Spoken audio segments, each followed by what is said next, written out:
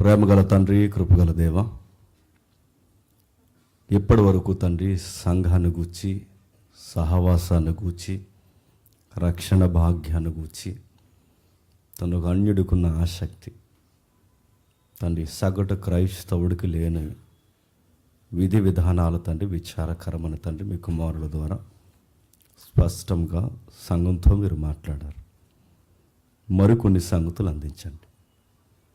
రేపటి నుండి జరగబోతున్న తండ్రి నేషనల్ బైబిల్ సెమినార్లో అనేకులు తండ్రి ఆరాధించుటకు, మీ నిగూఢమైన సత్యాలు తండ్రి తెలుసుకుని తండ్రి పులకించుటకు ఎందుకు అవసరమో కొన్ని సంగతులు, మరికొన్ని సంగతులు మాకు జ్ఞాపకం చేయండి.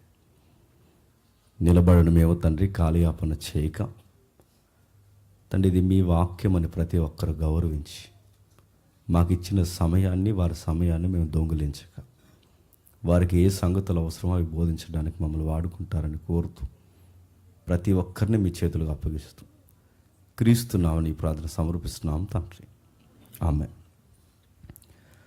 త్వరగా కొన్ని విలువైన సంగతులు విందాం. మత్తయి సువార్త 24వ అధ్యాయం. మత్తయి సువార్త 24వ అధ్యాయం మొదటి వచనం. యేసుక్రీస్తు వారు దేవాలయం నుండి బయలుదేరి వెలుచుండగా ఆయన శిష్యులు ఆ దేవాలయపు కట్టడములు ఆయనకు చూపించవచ్చిరి.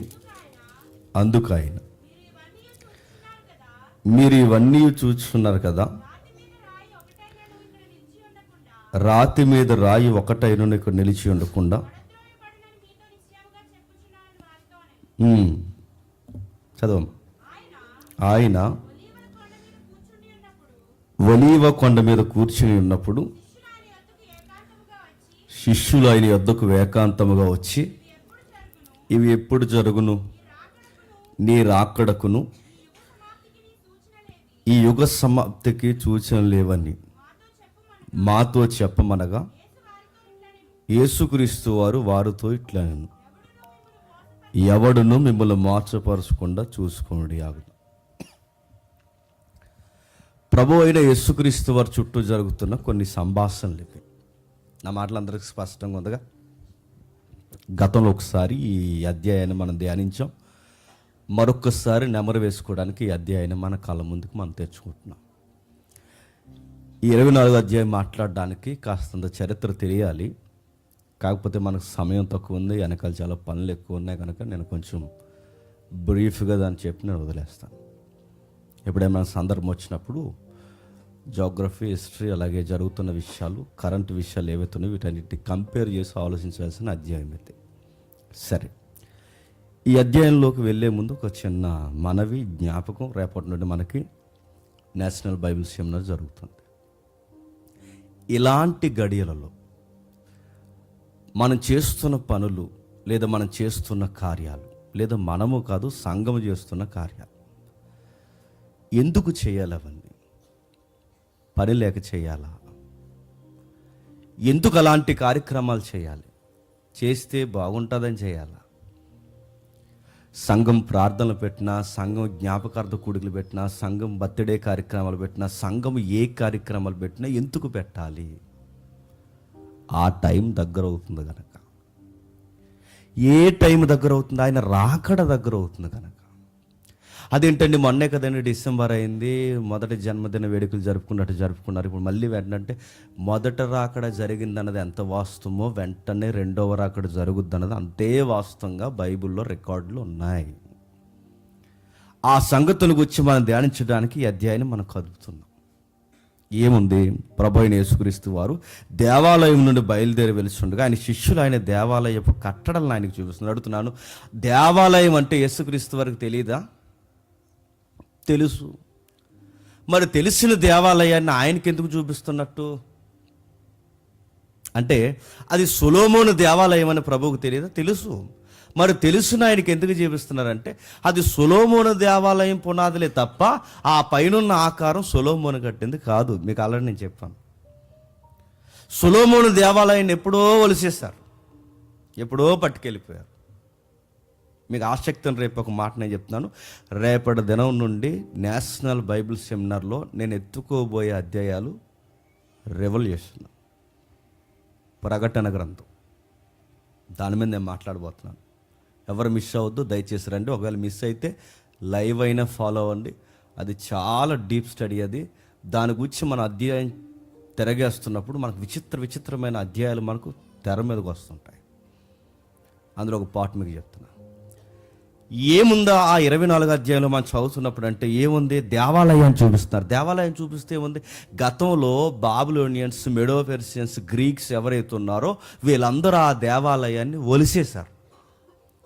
ఎందుకు ఆ దేవాలయాన్ని ఒలిసేశారంటే కారణం, సొలొమోనట దేవాలయాన్ని కట్టినప్పుడు మనం ప్లాస్టింగ్ చేస్తున్నప్పుడు సిమెంట్ అద్దుతాం, కానీ సొలొమోను రాయికి ప్లాస్టింగ్ ఏమద్దాడో తెలుసా?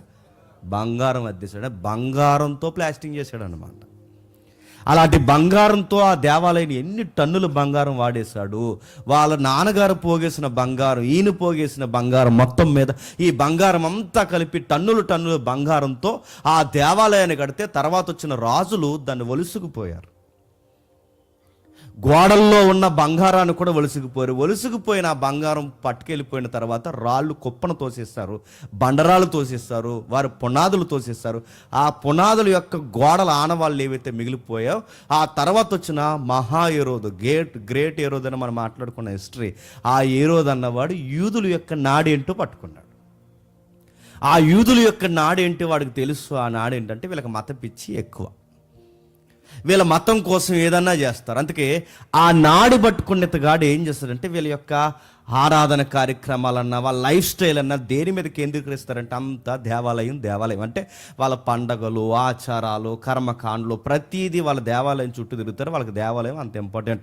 ఎప్పటివరకు తమ్ముడు చెప్పాడు, ఆ దేవాలయం దర్శించడానికి ఎక్కడో ఇథియోపియా, అదే ఐథియోపియా, ఆ ఏదైతుందో ఆ ప్రాంతం నుంచి, అంటే చీకటి కండ నుంచి యెరూషలేం వరకు ఆ దేవాలయాన్ని దర్శించడానికి వస్తున్నాడంటే మీకు అర్థమైపోవాలి దేవుని సన్నిధికి ఆ రోజుల్లో ఎంత ఇంపార్టెంట్ ఉందో. ఒకటే చర్చ్ ఆ రోజు, యూనివర్సల్ చర్చ్ ఏదైనా ఉందంటే అదే. అక్కడికి వచ్చేవారనమాట. అలాంటి చర్చిని లేదా ఆ నిర్మాణాన్ని ఎవరు కట్టారు? సొలొమోను కట్టిన తర్వాత వీళ్ళందరూ ఒలుసుకుపోయిన తర్వాత గ్రీకులు, మెడో పెర్షియన్స్, క్షమించండి, అంతకుముందు బాబిలోనియన్స్ ఎవరైతే ఉన్నారో వీళ్ళందరూ ఒలిసేసిన తర్వాత ఏం జరిగిందంటే ఆ బోర్డు పునాదులు మిగిలిపోయినాయి. ఆ బోర్డు పునాదులు మిగిలిపోతే దాని మీద కట్టడాలను డెవలప్ చేసింది ఎవరంటే మరలా పునర్నిర్మాణం చేశాడు. ఆ పునర్నిర్మాణం చేసిన వ్యక్తి మహాహేరోదు. ఎవడు మహాహేరోదు అంటే మత్తయి సువార్త 2వ అధ్యాయంలో చిన్నపిల్లల్ని చంపేస్తాడే వాడు క్రీస్తు పూర్వం నుంచి ఉన్నాడు. అంటే క్రీస్తు పుట్టక ముందు నుంచే ఉన్నాడు వాడు పెద్దోడు కనుక వీళ్ళ మతనాడి వాళ్ళకి తెలుసు కనుక వాడు ఏం చేస్తాడంటే, మీకు ఏం కావాలంటే మన వాళ్ళు చాలామంది ఏం చేస్తారు, మాకు ఒక కమ్యూనిటీ వాళ్ళు కట్టండి, చెప్పండి, మాకు చర్చి కట్టండి, గోడలు కట్టండి. ఈరోజు పొలిటీషియన్స్ని ఎలాగైతే అడుక్కుంటారో ఆ రోజుల్లో కూడా వీళ్ళు ఏం చేశారంటే మాకు కూడా ఏం కావాలని వాళ్ళు అడక్క మునిపాడు తీసుకున్న నిర్ణయం ఏంటంటే మీ దేవాలయాన్ని నేను కడతాను. కట్టాడు. ఎన్ని సంవత్సరాలు తెలుసా? 46 సంవత్సరాలు కట్టాడు. ఈ 46 సంవత్సరాల దేవాలయాన్ని కట్టినందుకు దాని పేరు శృంగార దేవాలయం అన్నారు. అది అపోస్తలుల గారు మనకు అందరూ చూసారా? శృంగారం అనే దేవాలయంకి పేతురు, యోహానులు ఎక్కిపోవచ్చు. ఎందుకంటే శృంగార దేవాలయం అనగానే మీరు ఇంకెక్కడికి వెళ్ళిపోకండి. శృంగార దేవాలయం అంటే మీరు చూస్తున్నారు కొన్ని ఉంటాయి కదా, అదో రకమైన ఇమేజ్లతో రకరకాలుగా, అది కాదు, అది అదో రకం. అది దాని ఇష్టం ఎప్పుడని మాట్లాడతానులేండి. అని దాని మీద ఒక పద్యం రాశారు. ఎవరో కవి ఉన్నాడు, ఆది కవుల్లో ఒక కవి. అది కొంచెం పదాలు ఉపయోగించలేము, కొంచెం రాడికల్ వర్డ్స్ అవి. ఆ పద్యం ఒక్కటి చెప్తే ఆ గుళ్ళు ఎందుకు అలా కట్టారో అర్థమైపోతుంది. సరే, ఆ టైపు కాదు శృంగార దేవాలయం. శృంగారం అంటే దాని రూట్ కూడా ఏంటి తెలుసా? అందమైంది అని. చాలా అందంగా కట్టారట. చాలా అందంగా కట్టారంటే దాని రాతి కానీ, పేర్చిన విధానం కానీ, మెట్లు కానీ, దాని యొక్క ఇండోర్స్ కానీ, ఒక్కటి కాదు దాని యొక్క ఆ బయట ఉన్న ఆవరణం కానీ ప్రతి దాన్ని చాలా అందంగా ఆ సొలొమోను పడిపోయిన వైభవాన్ని మరలా ఎంతో కొంత ఈ హేరోదు తీసుకొచ్చిన తర్వాత అందరూ ఆ దేవాలయం దర్శించడం, దానికోసం మాట్లాడుకుంటే యేసుప్రభు వారు కూడా ఆ దేవాలయానికి వచ్చారు. ఎందుకు? ఈ ఏరియా ఎక్కడ? నజరేతు. ఇలా మండలం ఎక్కడ? గలిలయ. ఆ గలిలయ నజరేతు నుంచి వచ్చి సడన్గా యెరూషలేం అప్పటికే వచ్చేస్తున్నాడు ఆయన. ఆ దర్శించినప్పుడు శిష్యులు ఏదో కొత్తగా అప్పుడే చూస్తున్నట్టు వీళ్ళు ఏమన్నారంటే, ప్రభు ఒకసారి కన్స్ట్రక్షన్ చూడండి ఎలా ఉందో. రోజు కట్టాడు, దీని కన్స్ట్రక్షన్ చూడండి ప్రభు అంటే, అప్పుడు ప్రభు అన్నాడు, చాలా బాగా కట్టాడు. ఎవరు కట్టాడు? రోజు కట్టాడా? వాడిని దేవుడు దీవించిన గాక అనలేదు ఆయన. ఆయన ఏమన్నాడంటే, మీరు చూస్తున్న ఈ రాతి మీద రాయి నిలబడిన రోజులు రాబోతున్నాయి. ఆ నిలబడిన రోజులు వస్తాయి, ఆ రాతి మీద రాయి నిలబడదు, ఇవన్నీ పాలదోడి పడతాయి, ఈ దేవాలయం కుప్పకూలిపోతుంది, ఈ దేవాలయం పడిపోతుంది, ఈ దేవాలయం నిలబడదు, ఈ దేవాలయం పూర్తిగా నాశనం అయిపోద్ది అనగానే ఈ సబ్జెక్ట్ మాట్లాడిన తర్వాత అందరూ వెళ్ళిపోయారు. అందరూ వెళ్ళిపోయిన తర్వాత ఇవన్నీ ఎప్పుడు జరుగుతాయని, రాతి మీద రాయి ఒక్కటే నిలిచి ఉండకుండా పడదోయబడినని మీతో నిశ్చయముగా చెప్తున్నాను వారితో అనేను. అప్పుడు 3వ వచనం ఏమంటాడు చూడండి, ఆయన ఒలీవ కొండ మీద కూర్చున్నప్పుడు శిష్యులు ఆయన యొద్దకు ఏకాంతంగా వచ్చి, శిష్యులతో గొడవ ఉంది. అందరిలో కూర్చున్నప్పుడు వాళ్ళకి అన్నీ అర్థమైనట్టే తలకు విప్పుతారట. మేము అది అనుకుంటున్నాం అంటారా? కొంతమంది చూసారా, కొంతమందికి ఉంటుంది అదో రకమైన జబ్బు. ఆ జబ్బు ఏంటంటే, వాళ్ళ వాక్యాలు చెప్తున్నప్పుడు వాళ్ళ వాక్యం తీరు. నాకు తమ్ముడు లైవ్ వింటూ వస్తున్నాను నేను, ఎన్నిసార్లు చదవలేదు 3వ అధ్యాయం, అదే యోహాను సువార్త 3వ అధ్యాయం. అదొక నేరో మైండ్ ఉంటుందండి పబ్లిక్కి. అలాగే చాలామందికి అడగడానికంటే మాకు తెలుసులే, మేము చూసాలే, మేము విన్నాంలే అన్నట్టు, శిష్యులు కూడా జనాల్లో ఉన్నప్పుడు ఆ మేకపోతే గాంభీర్యం ఏంటో తెలియదు, కానీ మొత్తం మీద అందరు ఉన్నప్పుడు అన్నీ తెలిసినట్టే మేము అది అనుకుంటున్నాం అన్నట్టు చూసేవారట. కానీ అందరు వెళ్ళిపోయిన తర్వాత శిష్యులు ప్రభు దగ్గరికి వచ్చి అన్నారట, సార్ ఇందాక మీరు ఏదో చెప్పారు మాకు అర్థం కాలేదు. ఆయనకి దగ్గరికి వెళ్ళి మాట్లాడి, ఆయన ఒలీవ కొండ మీద ఏకాంతంగా కూర్చున్నప్పుడు శిష్యులు ఆయన యొద్దకు ఏకాంతంగా వచ్చి, ఇవి ఎప్పుడు జరుగును, నీ రాకడకును ఈ యుగ సమాప్తికి చూసినట్టు బాగానండి, ఇవి ఎప్పుడు జరుగును, నీ రాకడికి యుగ సమాప్తికి చూసినలేంటి, ఏవి ఎప్పుడు జరుగుతాయి?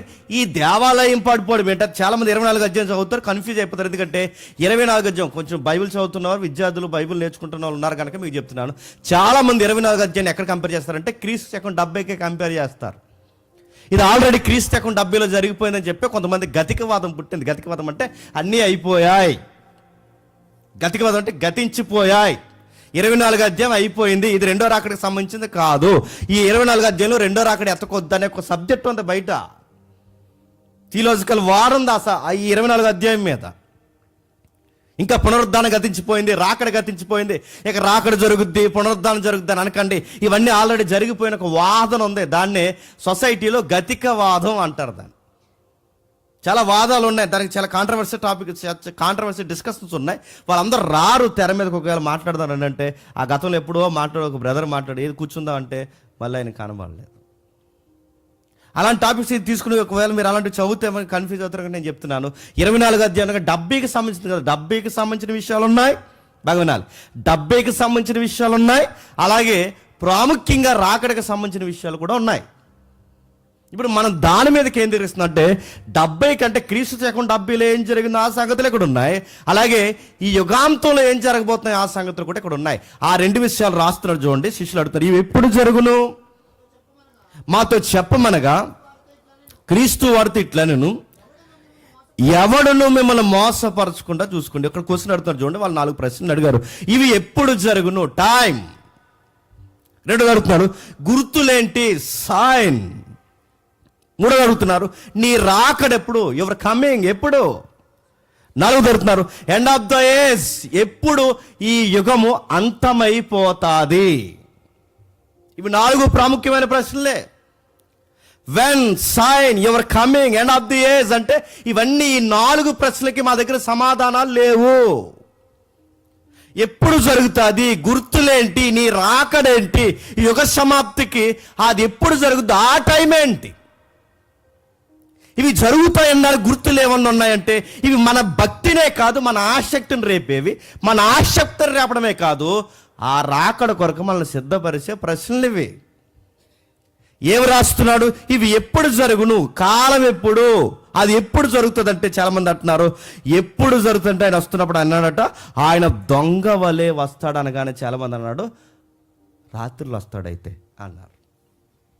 దొంగలాగా వస్తాడంటే రాత్రుల్లో అంటే ఇలా ఫిక్స్ అయిపోతారు. ఇంకా ఈ మధ్య ఇక్కడే మన ముఖ్యంగా మన ఉభయ గోదావరి జిల్లాలో తగలడిపోయింది ఒకటి. సంప్రదిస్తున్నాం వాళ్ళని, సెల్ నెంబరు, రమ్మన్నా ఇక్కడికి వచ్చారు మన రండ్రా అయ్యి అంటే రాడన్నారు. వీళ్ళు చెప్పి ఒక దుర్బోధుడు చెప్తా, త్వరలో అంటే ఇంకా 2027 అంట, చెప్పండి రాకడ వచ్చేస్తుందంట. ఇంకేమైనా అమ్మాల్సిన ఏమైనా ఉంటే త్వరగా అమ్మేసి ఇచ్చేయండి అంటున్నారు. బాధాకరమైన విషయం ఏంటంటే అందులో 2-3 మొఖాలు మనకు తెలిసిన మొఖాలే. మీరు ఎలా పోయారంటే వచ్చేస్తుందని అంట, వెళ్ళిపోయారంటే నడుతున్నారు త్వరలో. లేదా కొంతమంది మొన్న ఏమన్నారంటే నవంబర్లో మన నవంబర్లో మళ్ళీ 3 years పెంచారు. మరి ఎందుకు పెంచారో జరగలేదనేమో. ఇవి ఎప్పుడు జరిగినంటే చాలామంది అంటున్నారు రాత్రులు జరుగుతుంది. ఎందుకంటే ఆయన దొంగ వల్లే నడుతున్నారు. ఆయన దొంగ వల్లే వస్తాడన్నది పాయింట్ కాదు, ఆ దినము దొంగలా వస్తుంది. ప్రభు దొంగ కాదు. దొంగ ఎలాగైతే చెప్పు రాడో చెప్పండి, ప్రభు కూడా చెప్పాడు. దొంగ చెప్తాడా? నైట్కి వస్తున్నా కొంచెం డోర్స్ ఓపెన్ చేసి ఉంచండి, బలమైన కప్పలే ఇక్కడ కొంచెం ఇబ్బంది అవుతుంది అంటాడా? నువ్వు రెడీగా లేకుండా నీ ఇష్టం వచ్చినట్టున్నప్పుడు నడుతున్నావు, నువ్వు అశ్రద్ధగా ఉన్నప్పుడు ఎలాగైతే దొంగ నీ ఇంటి మీదకి దాడి చేస్తాడు, ప్రభు కూడా భక్తిలో, ప్రార్థనలో, బైబిల్ స్టడీలో, సహవాసంలో, కూడికల్లో, కొన్ని కార్యక్రమాలు నీ ఇష్టానుసారంగా నిస్సారంగా నువ్వు బతుకుతున్నప్పుడు నువ్వు ఎక్స్పెక్ట్ చేయని టైంలో ఆయన వస్తాడు. దొంగ ఎలాగైతే చెప్పు రాడో ఆయన కూడా చెప్పు రాడు, చెప్పకుండా వస్తాడు. ఆయన చెప్పకుండా వచ్చి ఖచ్చితంగా నేను ఎదుర్కొంటాడు. ఆయన మాట్లాడతాడు చూడండి. అవి ఎప్పుడు జరుగును, ఎప్పుడు జరుగును, ఎప్పుడు జరుగును, ఇవి ఎప్పుడు జరుగు, దీని గుర్తులేంటి, నీ రాకడ ఎప్పుడు జరుగుద్ది, యుగ సమాప్తి ఎప్పుడు ముగిసిపోతుంది. ప్రభు దానికి రెస్పాండ్ అవ్వ 4వ వచనంలో చెప్తున్నాడు చూడండి. యేసుక్రీస్తు వారుతూ ఇట్లనెను, ఎవడును మిమ్మల్ని మోసపరచకుండా చూసుకోండి. అనేకులు నా పేరిట వచ్చి నేనే క్రీస్తునని చెప్పి పలువురిని మోసపరుస్తారు. వాళ్ళు అడిగారు గుర్తులు, ఇవి ఎప్పుడు జరిగినా గుర్తులు కావాలంటే ఆ గుర్తులు ఏంటో తెలుసా? ఇవి ఎప్పుడు జరుగుతాంటే గుర్తులు కావాలంటే అంటున్నాడు, మొట్టమొదటి నేను వస్తున్నాను అనడానికి, లేదా నేను చెప్పిన గడియలు ప్రారంభం అయ్యా అనడానికి గుర్తు ఏంటంటే మోసం జరుగుద్ది. కేవలం నా పేరు మీదే మోసం జరుగుద్ది. వాళ్ళు ఎంత ఎత్తుకు ఎదిగిపోతారంటే నేనే క్రీస్తునని చెప్పుకున్నంత ఎత్తుకు ఎదిగిపోతారు. నిన్న మొన్నట్టు కొన్ని నెలల క్రితం హైదరాబాద్ వచ్చాడు ఒక ఆయన. నేను అనుకున్నాను ఇంతమంది బడబడ సేవకులు గౌరవిస్తున్నాడు, కాస్త అంత భక్తిలోను మాధురిలోను దేవుని తరపున కాస్త టెక్స్ట్లో డెప్త్ ఉన్నవాడేమో అనుకున్నాను. తర్వాత ఆయన రీల్స్ తెగ వస్తున్నాను నేను చూసి, మరి ఎందుకు వస్తున్నా, మరి ఏమైనా దాని వెనకాల మళ్ళీ ఏమన్నా టెక్నికల్గా ఏమైనా సెట్ చేసారేమో మనకు తెలియదు. కానీ తర్వాత తెలిస్తే ఆయన ప్రవక్త అన్నారు. ప్రవక్త అంటే ఓన్లీ వర్డ్స్ తేడా ఉన్నాయి, ఏదైనా ఉంటుంది అని ఫాలో అయితే ఆ తర్వాత తెలిసింది. మన బర్త్డే చేసుకున్నాడు ఆయన. ఆ బర్త్డేకి ఆయనకి బంగారు కిరీటం, బంగారం రథం, బంగారం బట్టలు, మళ్ళీ దానికి ఇంకో పోయికాలం ప్రవక్త వాళ్ళిద్దరిని పెట్టి ఊరేగిచ్చి మొత్తం ఆయన బట్టల మీద నడిపించారు. అక్కడ జీసస్ వస్తే ఇప్పుడు ఎంత గౌరవిస్తారో అంత గౌరవిస్తారు. ప్రభు అయిన యేసుక్రీస్తు వారు వస్తే ఎలాగైతే గౌరవిస్తా అంత గౌరవిస్తూ అడుగుతున్నాను. అరే ఎంత ఇలాంటి దగ్గరికి, అరే ఎంత యేసు ప్రభు పేరు చెప్పుకొని ఎంతగా జనాల దగ్గర దేవుని మహిమను దొంగలిస్తే ఇలాంటి వాడి దగ్గరికి వెళ్ళారా మన తెలుగు సేవకులందరూ? పెద్ద పెద్ద సేవకులు ఆయన చుట్టూ ఆయన మాట్లాడుతుంటే ఆయన దగ్గర కూర్చొని, లేదా ఆయన మాట్లాడుతుంటే ఇలా బెండ్ అయిపోయి మోకాళ్ళు వేసి ఆయన ఇలా గెంటేస్తుంటే పడిపోయి, అరే వీళ్ళందరూ వెళుతున్నది ఈయన దగ్గరికి అంటే ఆయన వీడియోస్ తిరుగుతున్నాయి, మీరు చూడండి వీలైతే. ఆ వీడియో చూస్తున్నప్పుడు అరే ఎంత దారుణంగా ఉన్న ఈ వ్యక్తి దగ్గర ఎలా మోసం చేస్తున్నాడంటే కేవలం యేసు ప్రభు పేరు చెప్పి. నిన్న మొన్న అంతకుముందు ఒక వీడియో వచ్చింది, మీరు చూసారు లేదో? ఆవిడ ఎవరో సోఫా మీద కూర్చుంది, ఇలా కూర్చుంది, కొంచెం ఇలా మాట్లాడుతుంది, ఇలా పైకి చూస్తుంది. ఏంటి ఆవిడ అలా మాట్లాడుతుందంటే ఆవిడ జీసస్ అంట. ఆవిడ ఏం చేస్తున్నావు కుమారుడా అంటుంది ఇలా ఊగుతూ. ఆయన అంటున్నాడు, ఆ పక్కన ఉన్న ఆయన, ఏం చేస్తున్నారు కుమారుడు అని ఇలా ఊగుతూ ఉంటే ఆడ అంటున్నాడు, చెప్పండి ప్రభు మీకు ఏం కావాలంటే సేమియా చెప్పు అన్నాడు. యేసు ప్రభు సేమియా. నేను అడుగుతున్నా తెలుగులో. ఒకప్పుడు ఎక్కడో జీసస్ నేనని విన్నా వెస్ట్రన్ కంట్రీస్, ఇప్పుడు ఎప్పుడు తెలుగులో కూడా ఇప్పుడు వచ్చేసరి ఏమని చెప్పిన, నేనే క్రీస్తుని. పలువురిని మోసపరుస్తారు. అనేకమైన అబద్ధ ప్రవక్తలు వస్తారు, అనేకమైన అబద్ధాలు చెప్పే వాళ్ళు వస్తారు. ఆ అబద్ధాలు ఎంత ఎత్తుకెదుగుతారంటే నేనే క్రీస్తుని అని చెప్పుకుంటారు. ఇవి దేనికి గుర్తు ప్రభు అంటే నేను వస్తున్నానడానికి గుర్తు. ఎప్పుడూ లేనంతగా ప్రవక్తలు పెరిగిపోతున్నారు, ఎప్పుడూ లేనంతగా అబద్ధ బోధకులు పెరిగిపోతున్నారు, ఎప్పుడూ లేనంతగా ఇలాంటి దుర్మార్గమైన బోధలు పెరిగిపోతున్నాయి, ఎప్పుడూ లేనంతగా యేసుప్రభు పేరు అడ్డు పెట్టుకుని, మళ్ళీ చెప్తున్నాను, యేసుప్రభు పేరు అడ్డు పెట్టుకుని హవాలా వ్యాపారాలు చేస్తున్నారు. ఎప్పుడూ లేనంతగా నడుతున్నారు. మన జనరేషన్లో పెరిగిపోయింది. ఇవి దేన్ని ఎదుర్కోవడానికి తయారవుతున్నాయి? ఇంతమంది ప్రవక్తలు, ఇంతమంది బోధకులు, ఎంతమంది అబద్ధికులు, ఎంతమంది యేసుప్రభు అని చెప్పుకుంటున్న ఆడోళ్ళు, మొగోళ్ళు నడుతున్నాను. అటు రష్యాలో కానీ, ఇటు అమెరికాలో కానీ, ఇటు బ్రిటన్లో కానీ, ఎటువైపు చూసినా యేసుప్రభు పేరు చెప్పుకుని బతికేసే అనేక మంది, నేనే జీసస్ చెప్పుకునే వాళ్ళు జపాన్లో కానీ, కొరియాలో కానీ, ఎక్కడెక్కడో రకరకాల జీసస్ని జనరేషన్లు ఎక్కువైపోతే ఇవి దేనికి గుర్తు ప్రభు అంటే, ప్రభు అంటున్నాడు, నా రాకడకు గుర్తు. ఇంకా అంటున్నాడు చూడండి, సాధ్యమైతే ఏర్పరచబడిన వారిని సైతము మోసపరుస్తారట. 24 వచనంలో సాధ్యమైతే అంటే ఏర్పరచబడిన వారిని, మంచిగా వాక్యమిని, మంచి సహవాసం నుండి మంచిగా బలపడుతున్న అలాంటి వారిని కూడా, కాస్త వాక్యంలో పట్టుకుని ఎదుగుతున్న వారిని కూడా, దేవుని పిలుపునందుకున్న వారిని కూడా, దేవుని కోసం రగిలిపోయే వారిని కూడా, వీళ్ళ అద్భుతాల చేత, వీళ్ళ అబద్ధాల చేత, వీళ్ళ మాటల చేత అవసరమైతే వారిని కూడా మోసపరుస్తారట. ఇప్పుడు వినేవాళ్ళు కొరియాలో పుట్టాడని, అమెరికాలో పుట్టాడని, క్రీస్తు అక్కడ ఉన్నాడని, ఇక్కడ ఉన్నాడని, ఎక్కడెక్కడో ఉన్నాడని చెప్పడం మనం చిన్నప్పుడు విన్నాం. ఇప్పుడు ఎక్కడ పుట్టాడు చెప్పినా హైదరాబాద్లో కూడా ఉంటున్నాడు. ఈ మధ్య హైదరాబాద్ వచ్చాడు మొన్న మధ్య. యేసుప్రభు వారికి అంటే అనుకుంటారు, నాకు క్షమించండి, యేసుప్రభు వారిని నైటీ వేసుకుంటున్నారు ఏటో మరి. అక్కడ నైటీలో ఉందా మనిషి, నైట్లో కూర్చొని రకరకాల గొంతమ్మ కోరికలు కోరుతుంది, రకరకాలు చెప్తుంది, కళ్ళు పెద్ద చేస్తుంది, అడుగుతాను. మా ఊర్లో ఇలాగ యాక్ట్ చేసే వాళ్ళని ఏమనేవారంటే, దీనికి గాలెట్టింది అనేవారు. ఆ గాలి మాటలు మాట్లాడిన ప్రతి గాలి మాటకి ఇప్పుడు ఏమని తగిలిస్తున్నారంటే చెప్పండి, యేసుప్రభు అనే పేరు తగిలిస్తున్నారు. ఇవి దేనికి గుర్తు? ఏంటి సైన్? ఏంటి ప్రవ్వా? సంఘంలో ఎదుగుతున్న మాకు ఏంటి ప్రవ్వ ఈ గుర్తులు అంటే, రాశాడు మనం పుట్టక ముందే కొన్ని వేల సంవత్సరాల క్రితం, నేను వస్తున్నాను.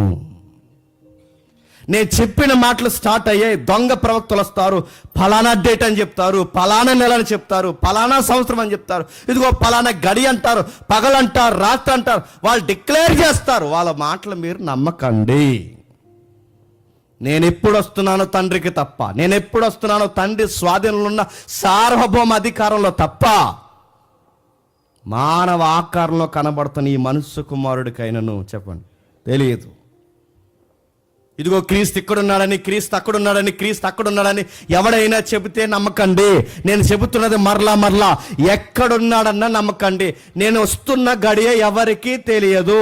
ఎవడైనా నెల చెప్పినా, సంవత్సరం చెప్పినా, ఆ రాత్రిని పగలని ఏదన్నా మీకు డేట్ చెప్తే మీరు వెంటనే మీ బైబిల్ మీద ఎక్కడో రాసి పెట్టుకోండి, వీడు పెద్ద దొంగ, వీడు అబద్ధ ప్రవక్త, వీడు నమ్మకూడదు, ఇతడు మోసగాడు, యేసుప్రభు పేరు చెప్పి జనాల్ని మోసం చేస్తున్నాడని అలాంటి మాటలు మాట్లాడుతున్న వారిని మీరు అవాయిడ్ చేయండి. ఇంకా ఏం చెప్తాడు చూడండి, అది 24 అధ్యాయం 6-7 వచనాల్లో, మీరు యుద్ధములను గూర్చి, యుద్ధ సమాచారములు గూర్చి వినబోదురు, మీరు కలవరపడకుండా చూసుకొని నడుతున్నాను. యుద్ధముల గురించి, యుద్ధ సమాచారాల గురించి అంటారు. యుద్ధాల కోసం వింటున్నామా, ఇంకా వినబోతున్నామా? వింటూనే ఉన్నాం. 24 hours మీరు వార్తలు చూడండి, 24 hours ప్రపంచంలో ఏదో ఒక మూలన చెప్పండి యుద్ధం జరుగుతూనే ఉంది. మనం యుద్ధం అనగానే అనుకుంటాం, యువతలోడు అవతలోడి మీద బాంబేయడం, యువతలోడి మీద బాంబేయడం, యువతలోడు కత్తి తీసి ఆడిని పోవడం, ఆడి కత్తి తీసి, ఇది కాదు యుద్ధం అంటే. అది మాత్రమే కాదు యుద్ధం అంటే చెప్పిన రకరకాల యుద్ధాలు ఉన్నాయి. వాటిని కూడా మనకి రాస్తున్నప్పుడు వార్స్ అనే రాస్తారు, యుద్ధాలనే రాస్తున్నారు. అందుకే మీరు చూడండి, మీరు గమనించండి, అగ్రికల్చరల్ వార్ అని ఎప్పుడైనా విన్నారు మీరు? అగ్రికల్చర్ వార్ ఏంటి? ఇత్తనాలు ఇస్తారట, ఆ ఇత్తనాలు వేసిన తర్వాత ఒక పంటే పండుతాయట, అవి మళ్ళీ ఇత్తనాలుగా పనిచేయవంట. ఇది ఒక వార్ నడుస్తుంది. ఒకే పంట పండాలి, మరలా ఆ పంట మళ్ళీ ఆ దేశం దగ్గరే కొనాలి. ఒక్కసారి విత్తనం మొలిసిన తర్వాత మళ్ళీ అది పునరుత్పత్తికి పనికి రాకుండా ఒకేసారి మొలిసే విత్తనంగా మలిసేసే దొంగ విత్తనాలు వచ్చాయట. ఇలాంటి వ్యాపారం చేస్తున్న దేశాలతో ఈరోజు అగ్రికల్చరల్ వార్ జరుగుతుంది. అంటే ఇది కూడా వారేనా? అవును. ఆహారం కొరకు వార్. ఫుడ్ విషయంలో వారు జరుగుతుందా లేదు చెప్పండి. ప్లాస్టిక్ గుడ్డు ఏంటంటే మరి విచిత్రంగా, ప్లాస్టిక్ గుడ్లు ప్లాస్టిక్, గమ్మతో చెప్పండి. టమాటకాయ ప్లాస్టిక్, రైస్ ఇంకా చెప్పండి రైస్ ప్లాస్టిక్, పాలు కల్తీ, నూనె కల్తీ, అసలే తలడిపోతుందంటే శాంపుల్ కల్తీ, అన్నీ కల్తీ నడుతున్నాడు. ఏదో నడుతున్నాడు. బయటికి వెళ్ళి తిందామంటే రైస్ కల్తీ, ఆయిల్ కల్తీ, ఎగ్ కల్తీ, టమాటాలు కల్తీ నడుతున్నారు. ఇదంతా దేనికి? ఇదంతా దేనికి? మోసం. ఇదంతా దేనికి? ఇదంతా దేనికి గుర్తు ప్రభు అంటే, నేను వస్తున్నప్పుడు ప్రపంచం యొక్క తీరు తెల్లని ఇలానే ఉంటాయి. మీరు తినే తిండి మోసం అవుతుంది. ఇదిగో దీనంతా వార్ అంటారు. అందుకు చూడండి, బయటోడు ఈరోజు యుద్ధం చేస్తే డైరెక్ట్గా కత్తి పట్టుకునే, బాంబు పట్టుకునే కాదు. ఇప్పుడు ఆడు కొట్టాలనుకున్న దేని మీద చెప్పినా ఆర్థికంగా కొట్టాలనుకుంటున్నాడు. పంటలు పండకుండా కొంతమంది మిడతలతో వారంట. ఆ మధ్య 2 సంవత్సరాల క్రితం వార్తలు వచ్చినాయి, మీరు చూసారు లేదు? పాకిస్తాన్ వాడు మిడతలు పంపేశారన్నారు, చూసారు లేదు మీరు? పెద్ద పెద్ద మిడతలు. ఆ మిడతలు ఎక్కడెక్కడికి వచ్చి నడుతున్నారు, మిడతలతో వారు. ఆ మధ్యకాలం మీరు చూసలేదో, ఈ కరోనా వైరస్ యొక్క క్రిమి చెప్పండి, ఆ పొట్టోడే పుట్టించాడండి. ఎవరు ఆ పొట్టోడు? అది వార్ నడుతున్నాడు. వైరస్లతో వార్, మిడతలతో, క్రిములతో యుద్ధాలు అనగానే ఇలా బాంబు వేసుకొని కత్తులు పడుచుకొని కాదు, మారింది, ట్రెండ్ మారింది. ఇప్పుడు యుద్ధాలు ఏంటో చెప్తున్నా, జలాల మీద కూడా యుద్ధాలు చేస్తున్నారు. దాన్ని ఏమన్నా తెలుసా? Water war.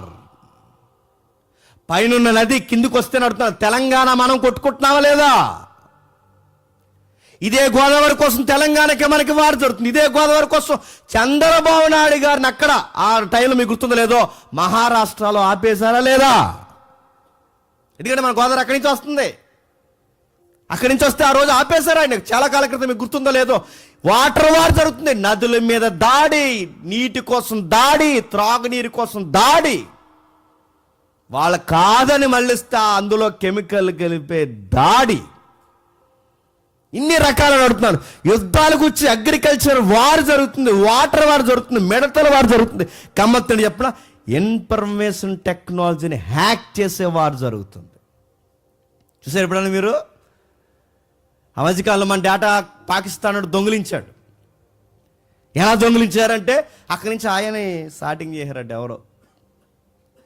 ఈ ఐటీ సెక్టర్లో పనిచేసి ఉంటారు కదండి, ఎవడో ఉంటాడు కదా సిస్టమ్ దగ్గర ఉన్నాడు, ఆడికి మెసేజ్ వస్తే వీడు మునిగిపోయాడు అందులో. ఎలా యాక్ట్ చేస్తారా?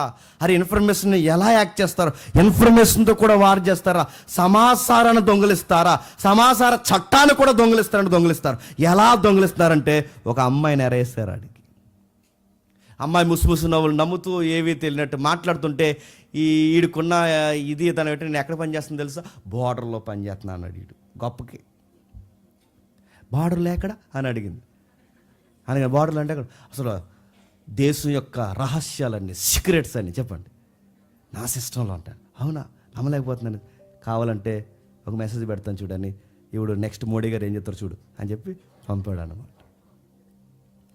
ఇండియా టెక్నాలజీ ఎలా నడుస్తుందో చూడడానికి అంటే గొప్పలకు పోయాడు అమ్మాయి దగ్గర. అలానే దించారు వాడిని. నేను ఆర్మీలో పనిచేస్తాను నిజమా అన్నాడు. నిజమా అని అడిగింది.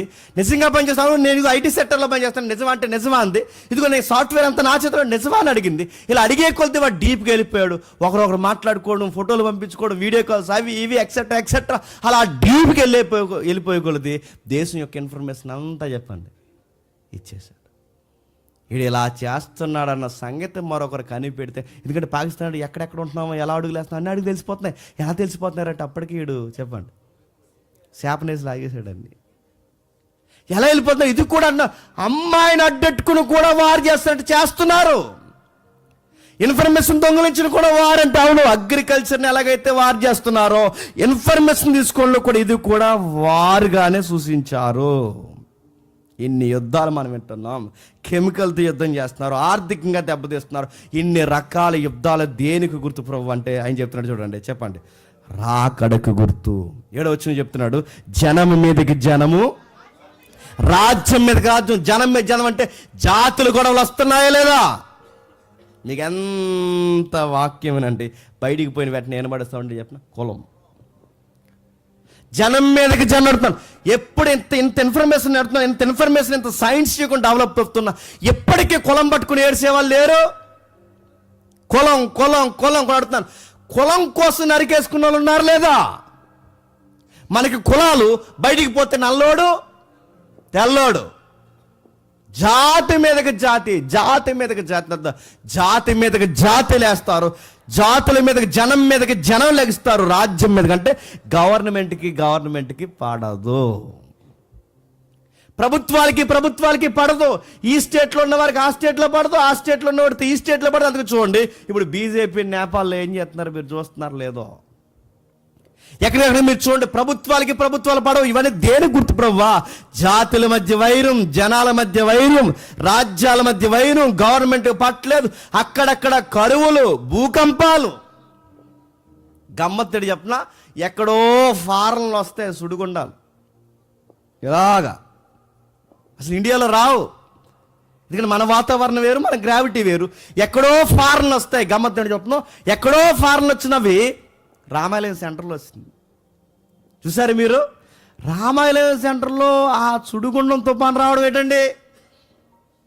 మీరు చూసారు లేదా? మధ్య రామాలయం సెంటర్లో వచ్చేసింది. ఇంకా విషయం ఏంటి చెప్పినా, అక్కడెక్కడ మోరంపూడి జంక్షన్లో వచ్చింది. ఎన్ని కొట్లు ఎగిరిపోయాయి. భూకంపాలు, కరువులు, రకరకాల ఆటంకాలు. ఇవన్నీ దేనికి గుర్తు ప్రభు అంటే ప్రభు అంటున్నాడు, ఇవన్నీ రాకడకి గుర్తు.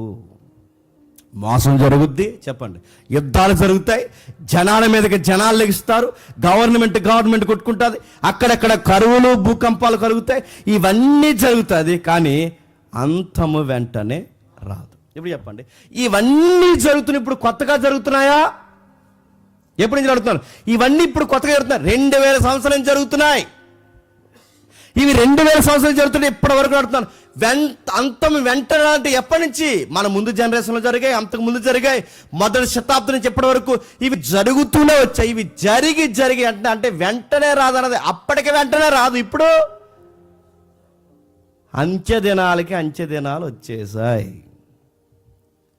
ముగింపు దశ వచ్చేసింది. అంచె దినాలు వచ్చాయి. అందుకే ఆయన రాకడ పరిస్థితులు దగ్గరపడ్డాయి. ఆ దగ్గర పడినప్పుడు ఆయన చెప్తున్నాడు, ఇప్పటి వరకు లోక పరిస్థితి ఎలా ఉందో చెప్పిన ఆయన ఇప్పుడు అంటున్నాడు, మిమ్మును అన్నాడు. 9వ వచనం అంటున్నాడు చూడండి, మిమ్మును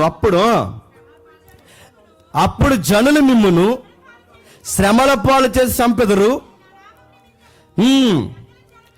సకల జనముల చేత దేశింపబడుదురు, అనేకులు అభ్యంతరపడి ఒకరినొక నడుతుంది. ఇది మొదటి శతాబ్దం జరుగుతుందా లేదా?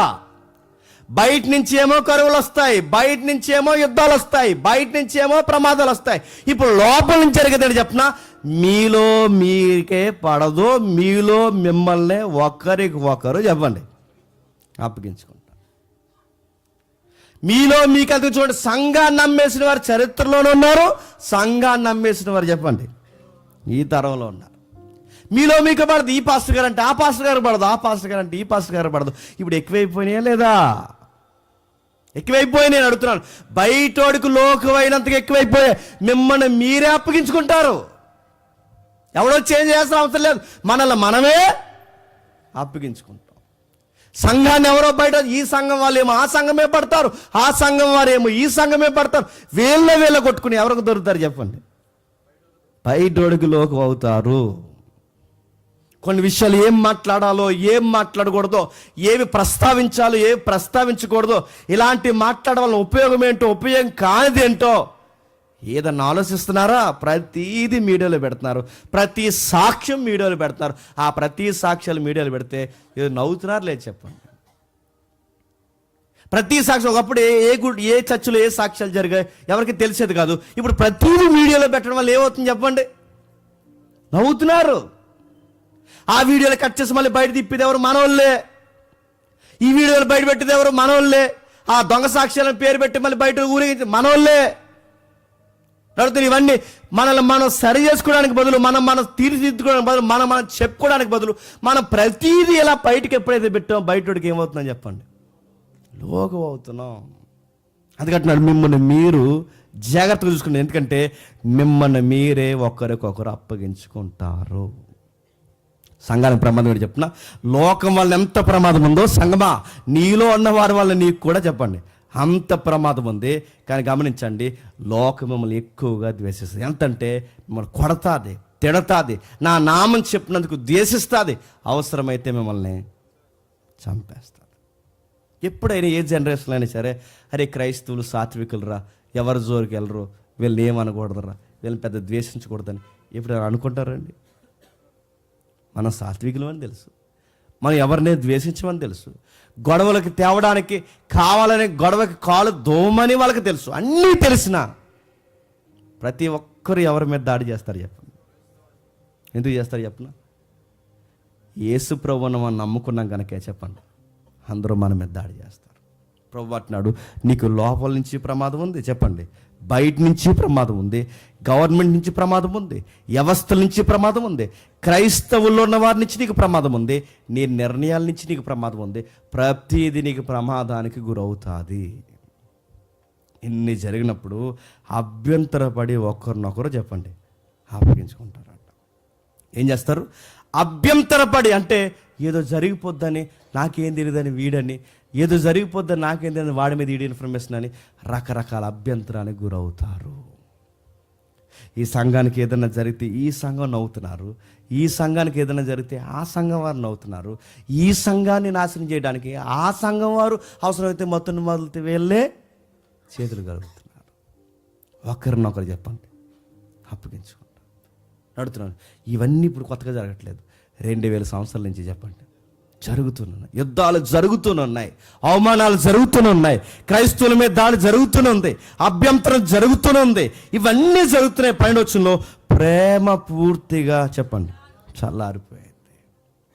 ఎందుకు ప్రేమ చల్లారిపోయిందంటే అక్కడ చెప్తున్నాడు, అక్రమం విస్తరించిపోయింది. దేవుని పేరు మీద అక్రమం పెరిగిపోయింది, సమాజంలో అక్రమం పెరిగిపోయింది, ప్రభుత్వాల మధ్య అక్రమం పెరిగిపోయింది, ప్రేమల మధ్య అక్రమం పెరిగిపోయింది, సంసారాల్లో అక్రమం పెరిగిపోయింది. ఎక్కడికక్కడే క్రమం పోయింది. క్రమం ఎప్పుడైతే పోయిందో అక్రమం పెరిగిపోయింది, ప్రేమ తగ్గిపోయింది. బయటోళ్ళు ప్రేమించుకుంటారు లేదు, కానీ లోపల ఉన్న వారినే చెప్పండి. రాజ్యంలో ఉన్నవారు, సంఘంలో ఉన్నవారు ఒకరినొకరు ప్రేమించుకోవడం మానేశారు, ఒకరినొకరు అప్పగించుకుంటారు, అభ్యంతరపడతారు.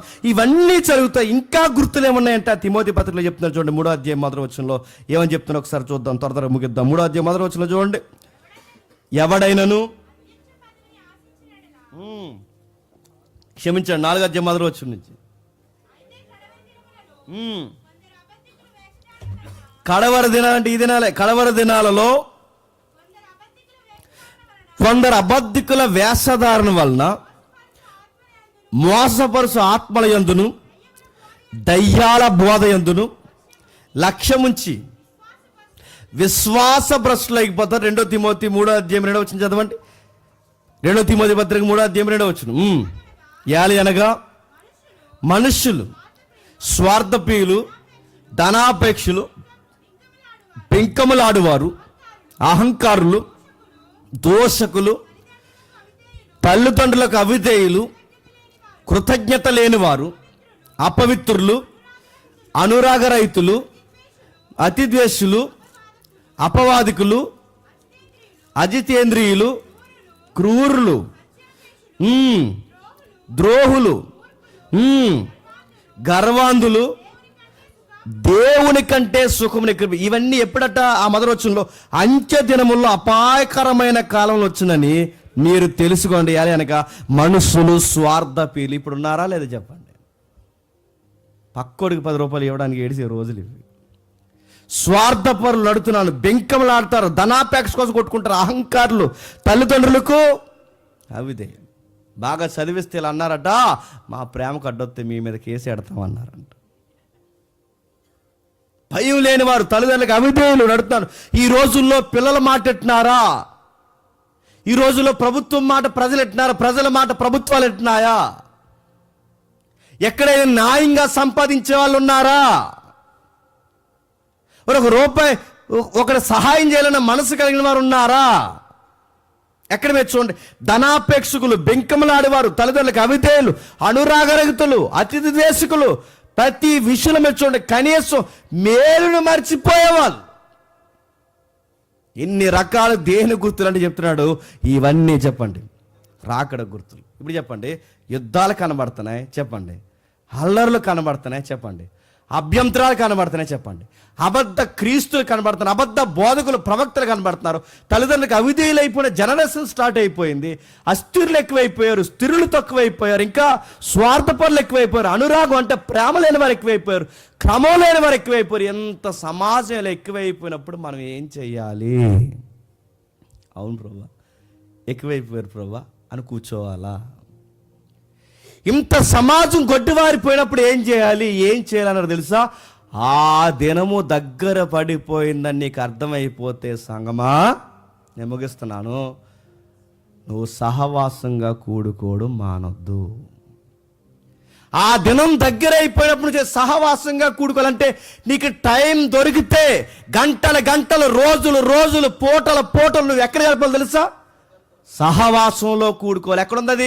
ఒక్కసారి చూడండి, ఎబ్రీయులకు రాసిన పత్రిక ముగిద్దాం. ఎబ్రీయులకు రాసిన పత్రిక, అపోస్తలుడైన పౌలు ఎబ్రీయులకు రాసిన పత్రిక 10వ అధ్యాయం, అపోస్తలుడైన పౌలు ఎబ్రీయులకు రాసిన పత్రిక 10వ అధ్యాయం 23వ వచనం నుంచి, వాగ్దానం చేసిన వాడు నమ్మదగిన వాడు గనుక మన నిరీక్షణ విషయమై మనం ఒప్పుకొన్నది నిశ్చయముగా పట్టుకుందుము. కొందరు మానుకొనుచున్నట్లు సమాజంగా కూడుకోవడం మానొద్దు. ఆ రాకడ గడియలు దగ్గర పడిపోయాయి. నీకు యుద్ధాలు కనబడుతున్నాయా, వినబడుతున్నాయా లేదా? నీకు చెడు వ్యసనాలు పెరిగిపోయిన మనుషులు నీకు కనబడుతున్నారు లేదా? అనురాగరతులు, అతిథేంద్రులు, ఒకరినొకరు ద్వేషించుకునేవారు, పట్టించుకునేవారు, మోసగాళ్ళు, తల్లిదండ్రులకు అవిధేయులు, ఈ భయంకరమైన వాతావరణం, ఎక్కడెక్కడ క్రమం లేని తనం, ఇవన్నీ ఎక్కువైపోయినప్పుడు సంగమా నువ్వేం చేయాలి? నువ్వు సహవాసంగా కూడుకోవడం మానొద్దు. నువ్వేం చేయాలి? టైం చెప్తాను చూడండి. కొందరు మానేస్తారు, ఎందుకంటే వీళ్ళు బిజీ అయిపోయారు. వీళ్ళ పండగల్లో బిజీ, వీళ్ళ పెత్తనాల్లో బిజీ, వీళ్ళ సోకుల్లో బిజీ, వీళ్ళ తిరగల్లో బిజీ, వీళ్ళ లగ్జరీలో బిజీ. కానీ ప్రార్థనకు రావాలంటే చెప్పండి, బిజీ నడుతున్నాను. ఇప్పుడే వస్తే, రాకడొస్తే సమాజం చూస్తుంటే ఆయన చెప్పిన లక్షణాలు అన్నీ కనబడుతున్నాయి. నాకు తెలిసి ఈ నెలలో ఇంకా ఎక్కువ కనబడతాయి. ఆయన చెప్పిన ప్రతి లక్షణం కనబడుతుంది. ఈ గడియల్లో ఆయన చెప్పా చేయకుండా దొంగలాగా, అంటే క్షమించండి, ఆయన దొంగ ఎలా అయితే వస్తాడో ఆయన దినము కూడా దొంగలాగా సంఘం మీదకి ఒకేసారి ఆయన ఆవహిస్తే నువ్వెక్కడున్నావు? బట్టల షాపులు ఉంటే ఏమైపోతావు? నువ్వు సహవాసం జరుగుతున్న టైంలో అంటే ఆయన ప్రార్థన, ఆయన సహవాసం, ఆయన వాక్య జ్ఞానము, ఆయన గురించి పెనుగులాడే తత్వం, గోజాడే ఒక సంఘ సహవాసం జరుగుతున్నప్పుడు నీకు ఉండాలనే టైం దేవుడు నీకు ఇచ్చిన, సరిగ్గా నువ్వు ఆ టైంలో ఉండకుండా నువ్వు బట్టల షాపులో బట్టలు కొనుక్కుంటూ నువ్వు ఆ ముచ్చట్లు ఉంటే నీ పరిస్థితి ఏంటి? యేసుప్రభు ఎలాంటి టైంలో వస్తాడో చెప్పినా, పిండి రుబ్బుకునే టైంలో వస్తాడట. ఈ పిండి రుమ్మే దగ్గర ఇద్దరు ఉన్నారని కూర్చుని బ్యాచ్ ఎవరు? అత్త కోడల్లో. ఈ అత్త కోడల్లో కోళ్ళు వెళ్ళిపోయిందంట. కోళ్ళ అత్త వెళ్ళిపోయింది. ఎవరు కోళ్ళ అత్త? మాకు వెళ్ళిపోయిన మాకు తెలియదు, చెప్పండి. కోడల అత్త, కోళ్ళు వెళ్ళిపోయింది, అత్త ఉండిపోయింది. అడుగుతున్నాను, ఎందుకు ఉండిపోయింది? పిండి రుబ్బేటప్పుడు బాగా వినండి, ఆ రుబ్బుతున్న ఆవిడ ఎవరైతే ఉందో ఒకరు ఆవిడ అనుకుంటుంది, వీటిని ఎలాగ వేయాలి గారెలని, అట్లా వేయాలా, గారెలు వేయాలా, సిల్లి ఎట్టాలా, వద్దు ఈ ప్రాజెక్ట్. కానీ నాకు ఆవిడ ఉంది కూర్చుని, ఇప్పుడే ప్రభు వస్తే చెప్పండి నేను ఎలా ఎదుర్కోవాలి? అందుకే చూడండి, మీరు ఎక్కడున్నా, ఎలాంటి పనులున్నా, మన తపన దేనిలో ఉండాలి చెప్పండి? ప్రభువుని ఎదుర్కోవడానికి సిద్ధంగా ఉండాలి. ప్రభువుని ఎదుర్కోవడానికి సిద్ధంగా ఉన్నందుకే ఈ గడియల్లో మనం చేయాల్సిన పని ఆ ఎబ్రీ గ్రంథకర్త చెప్తున్నాడు. కొందరు మానుకొంచున్నట్లు సమాజం కూడుకొని మానక ఒకరినొకరు హెచ్చరించుచు ఆ దినము సమీపించే కొలది, మీరు చూసే కొలది మరి ఎక్కువగా అంటే అవసరమైతే ఎన్ని సహవాస కూడుకులు పెట్టుకుంటారో పెట్టుకోండి, ఎన్నిసార్లు ప్రార్థన పెట్టుకుంటారో పెట్టుకోండి, ఎన్నిసార్లు బైబిల్ స్టడీలు పెట్టుకుంటారో పెట్టుకోండి. ఆ రాకడ సమీపిస్తుందని మీకు అర్థమయ్యే కొలది ఎంతగా సహవాసంగా కూడుకుంటే అంత మంచిది. అందుకే ఎన్ని రోజులు ఎట్టని చెప్పండి. అది లేదు, మేము 7 రోజులు చాలా ఫెస్టివల్ చేద్దాం, మేము చాలా బిజీగా ఉంటామంటే మీ బొంద రెడీగా ఉందని రెడీ అయిపోండి అంతే. మీకు ఏదో అయిపోతే జరిగిపోతే శాపం పెట్టలేదు, కానీ ఈ టైంలో ఆయన వస్తే పరిస్థితి ఏంటి? సెయింట్ జెర్మీ అని ఒక ఆయన ఉంటాడు, ఆయనకి 80 ఏళ్ళు వయసు వచ్చేస్తుంది. రోమన్ క్యాథలిక్ మాంక్ ఆయన. 80 ఏళ్ళు అప్పటికే ఆయన సువార్త చేస్తుంటాడు, తిరుగుతుంటాడు, సువార్త చేస్తుంటాడు, తిరుగుతుంటాడు. 80 ఏళ్ళు వయసు వచ్చిన తర్వాత శిష్యులు అంటారు, గురువుగారు ఇంకా మీకు 80 ఏళ్ళు వయసు వచ్చేసింది, ఇంకా మీరు సువార్త ఎందుకు, మీరు రెస్ట్ తీసుకోండి, మేము నడిపిస్తాం మిగిలిన పరిచయం అంటే సెయింట్ జెర్మీ అంటాడు, అయ్యారా ఇన్ని రోజులు నేను సువార్త చేశాను. అది కాదు సార్, మీరు సువార్త చేయొద్దని మా ఉద్దేశం కాదు, మీరు అలసిపోయారు, ఒక 100 మీటర్స్ కూడా మీరు నడలేకపోతున్నారు, నడిచిన తర్వాత మళ్ళీ అరుగు మీద కూర్చుంటున్నారు, మళ్ళీ లేగుస్తున్నారు, మళ్ళీ ఈదుల్లో సువార్త చేస్తారు, మళ్ళీ అరుగు మీద కూర్చుంటారు, మళ్ళీ లేగుస్తున్నారు అంటే ఇలా మీరు బాధపడడం మాకు నచ్చలేదు, మీరు ఇంట్లో రెస్ట్ తీసుకునే టైం అంటే ఆయన అన్నాడు, యారా నా ప్రభు వచ్చే సమయానికి నన్ను మంచం మీద నిద్రపోతూ ఉండమని చెప్తున్నారా మీరు అని అడిగాడు. ఎప్పుడు ఆ వయసు ఎంత ఆయనకప్పటికి? 80 ఏళ్ళు. 80 ఏళ్ళు సువార్త చేసిన సెయింట్ జెర్మీ అన్నాడు, నాకు ఓపిక లేకపోయినా పాకుతూ దేకుతూ లేకపోతే దొల్లుతూ అయిన సువార్త చెప్తాను తప్ప నా ప్రభు వచ్చే సమయానికి నిద్రపోతూ ఉంటే నేను ఆయనకి ఏం చెప్పాలి అని అడుగుతున్నాను. ఆయన వచ్చే సమయానికి నీ యొక్క పొజిషన్ ఎక్కడ ఉండాలి? సహవాసంలో ఉండాలి. ఆయన వచ్చే సమయానికి నువ్వు బైబిల్ స్టడీలోనో సహవాసంలోనో ఎక్కడో దిక్కున ఆయన ఎప్పుడు వస్తాడో చెప్పినా లోకమంతా నెమ్మదిగా ఉంది, అడావుడిగుండి సరదాగుండే టైంలోనే చెప్పండి ఆయన వస్తాడు. ఏమీ కాదు, ఇంతకన్నా మంచి ఎంజాయ్ చేసే డే ఇంతకన్నా ఏమి లేదని సమాజం ఎప్పుడైతే ఆనంద డోలికల మధ్య ఉంటుందో ఆ టైంలో నువ్వు మరీ భక్తిగా ఉండాలి. గుర్తుపెట్టుకో సంగమా, నువ్వు ప్రతిరోజు నీకు మెలకు ఉండాలి, ప్రతిరోజు ప్రార్థన ఉండాలి, ప్రతిరోజు బైబిల్ స్టడీ ఉండాలి, ప్రతిరోజు సంఘ సహవాసాలు ఎక్కడుంటే అక్కడ నువ్వు చెప్పండి నీ అటెండెన్స్ ఉండాలి. కూడుకుంటూ అంటూ కొంతమంది మానేశారు, అలా చేయటం జరిగే కొలది, మీరు చూసే కొలది, సమీపించే కొలది, ప్రేమ చూపుటకును చెప్పండి, సత్కార్యాలు చేయుటకును, ఒకడు పురుకొలుపుటకు ఆలోచించండి, ఆలోచిద్దాం.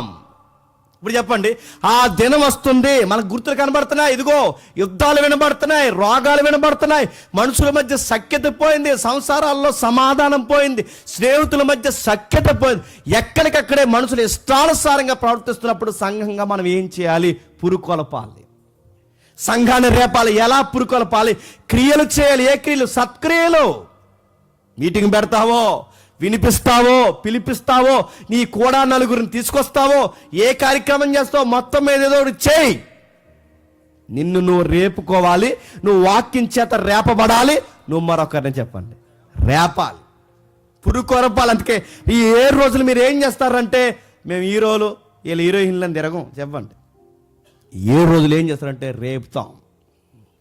ఈ 7 రోజులు ఏం చేస్తారంటే ఇదిగో సల్లారిపోయిన అనేక సంఘాలని రేపుతాం. ఈ 7 రోజులు మీరు ఏం చేస్తారంటే సత్క్రియ చేసిన మనం అనేకుల్ని ఒకరినొకరు పురుకొలుపుతాం. బాప్టిజాలు లేని వారిని ఆహ్వానిస్తాం, బాప్టిజాలు తీసుకున్న వారిని బలపరుస్తాం. సహవాసంలో మరింత దృఢంగా ఉండడానికి వాళ్ళకంటే ఒక కాంటాక్ట్ ప్లాట్ఫామ్ ఏర్పాటు చేస్తాం. వాళ్ళ దేవుళ్ళలో బలపరచడానికి ఏం చేస్తారంటే ఏది చెయ్యాలో పాటలు పాడుతూనో, ప్రార్థనలు చేస్తూనో, వాక్యాలు చెప్తూనో ఆ 7 రోజుల్లో వాళ్ళని పురుగొలుపుతాం. మీ సంఘాల్లో జాగ్రత్తగా ఉంటానని చెప్పి వాళ్ళ స్థితిగతులు ఎప్పటికప్పుడు చెప్పండి వాకప్ చేస్తాం. అందుకే రేపు చేయబోయే సెమినార్లో మనం చేయబోయే పని ఏంటంటే ఇదిగో దేవుడు మనకు అప్పగించిన పని చెప్పండి, మన సంఘాన్ని మన చుట్టూ ఉన్న వారిని చెప్పండి పురుకొలుపుతాం. ఎందుకంటే ఆ రాకడ చెప్పండి సమీపమున ఉంది. ఆ రాకడ గడియల దగ్గర చూస్తుంటే అర్థమవుతుంది వాతావరణం. అందుకే ఇప్పుడున్న అవతారం బైబిల్ పండితులు అంచనా ప్రకారం చెప్తున్నారు ఏమనంటే, ఇక రాకడకి జరగాల్సిన ప్రవచనాలు పెద్ద ఏమీ లేవు, మెజారిటీ ప్రవచనాలు చెప్పండి నెరవేరిపోయాయి. మెజారిటీ ప్రవచనాలు నెరవేరిపోతే ఎప్పటికీ ఇంకాడు నిద్రపోయి, ఎప్పటికీ నీ సోకులు సరదాలు షాపింగ్లో తిరుగుతూ, ఎప్పటికీ నువ్వు ఇదే వాతావరణంలో ఉంటే ఆయన వచ్చేస్తే ఏమైపోతావు? ప్రభా నాకు ఈ సంబరాలు అంబరాలు కాదు, ఈ సరదాలు కాదు ప్రభా, ఇందాక అంకుల్ అన్నట్టు నేను ఆనందంగా నీ సన్నిధిలో నేను గడపాలనుకుంటున్నానని డే బై డే గడిపే ఒక ఈవెంట్ ఇదే కాదు. మీకు ఎక్కడన్నా మీ వాక్యంలో బలపడేది ఎక్కడ మీకు అనిపించినా అక్కడికి వెళ్ళి దేవుని చేత పురుకొలుపబడండి. ఎక్కడైనా దయచేసి నిస్సారంగా ఉండొద్దు, ఖాళీగా ఉండొద్దు, సరదాగా ఉండొద్దు. ఈ టైంలో అసలు చుట్టాల పట్టాలతో తిరగొద్దు, ఇందులో వినోదాలకు అసలు వద్దు. మీరు ఎక్కడో దిక్కున ఏదో ఒక సంఘంలో ఎక్కడో దిక్కున మీరు బలపడండి. దేవుని రాకడ దగ్గర అవుతుందని మీకు అర్థమైతే, ఈ గుర్తులు మీకు అర్థమైతే ఎక్కడ ఈ ప్రార్థన అనే కాదు, ఈ మీటింగ్ అనే కాదు, ఈ సంఘం అనే కాదు, మీ పరిసర ప్రాంతాలు ఏదన్నా ప్రార్థన కూడికి జరిగినాయి వెళ్ళండి. ఎందుకంటే ఈ గడియల్లో మళ్ళీ చెప్తున్నాను, ఆయన రాకడ దగ్గరైన గడియలు. ఎవరైనా మెసేజ్ చెప్తున్నారా వినండి. ఏదైనా ప్రార్థన వినబడుతుందా వెళ్ళండి. ఎవరైనా సహవాసంలో మాట్లాడుతున్నారా వెళ్ళండి. వాళ్ళతో కలిసి ఏదో ఒక పని చేయండి. సత్క్రియలు చేయడం నేర్చుకోండి. సహోదరులను ప్రేమించడం నేర్చుకోండి. ఎందుకంటే ఆయన రాకడ చూస్తుంటే దగ్గర ఉంది. లేదా మనం తినే తిండికి మోసాలకి మనం పోయే రోజైనా చెప్పండి దగ్గర ఉంది. రెండిట్లో ఏది జరుగుద్ది, మనం పోవడం ఆయన రావడం. రెండిట్లో ఏది జరిగినా నీ ఆత్మ నీ శరీరము ఆయన స్వాధీనంలో ఉండాలి అంటే చెప్పండి క్రమముగా నడుచుకొని చెప్పండి సహవాసంలో బలపడాలి. అందుకే లేదండి మాకు సరైన సహవాసం, మాకు వాక్యం అర్థవంతంగా వివరించేవాళ్ళు మాకు ఎక్కడ కనబట్టలేదంటే రండి, రేపు నేను జరుగుతుంది ఆన్ స్టాప్ మాట్లాడతాం. నేను పగలంతా ప్రకటన గ్రంథం మాట్లాడతాను, నైట్ అంతా పబ్లిక్ కావాల్సిన జనరల్ లెసన్స్ ఏవైతున్నావన్నీ నేను మాట్లాడతాను. ఏమేమి ప్రశ్నలు ఉన్న ప్రశ్నలన్నీ మాట్లాడతాం. అన్నిటికన్నా ముఖ్యంగా ఆ జనరేషన్లో భక్తులు ఏ విధంగా దేవుని హత్తులైపోయారో అవన్నీ ఎవ్రీ ఆ లైఫ్ మూమెంట్ని స్క్రీన్తో సహా లైవ్లో మేము చూపిస్తాం. ఏదో ఒక విధంగా జనాలని చెప్పండి రేపుతాం. మళ్ళీ చెప్తున్నాను, ఆ ప్రకటన గ్రంథంలో కొన్ని మొదటి అధ్యాయాలు చదవడానికే నా కళ్ళు లోనకు పోయి మొత్తం కింద నల్లగా వచ్చింది. నాకు అంత స్టడీ చేయాల్సి వచ్చింది. దాన్ని ఆసక్తి ఉంటే రండి, కూర్చోండి, ఒక నోట్స్ తెచ్చుకోండి, కుటుంబాలతో సహా రండి. నేను గ్యారంటీ ఇస్తున్నాను, సూర్యుడు ఎప్పుడు వచ్చాడో నక్షత్రాలు ఎప్పుడు వచ్చాయో కూడా మీరు మర్చిపోతారు. అంత బాగా జరుగుతుంది. దయచేసి రండి. బయట వాళ్ళు వచ్చినా రాకపోయినా సంఘంగా మీరు మాత్రం, ఎందుకంటే ఆ దినము సమీపించే కొలది సహవాసం కూడుకొనుట మానొద్దు. కుటుంబాలతో సహా రండి. ఆశీర్వాదకరంగా దేవుళ్ళో చెప్పండి బలపడండి. దేవుడు మిమ్మల్ని దీవించును గాక. ఎవరు అటు ఇటు తిరగొద్దు. మోకాళ్ళు వేయగలిగిన వారు మోకాళ్ళు వేయండి, మోకాళ్ళు వేయలేని వారు లేచి నిలబడండి.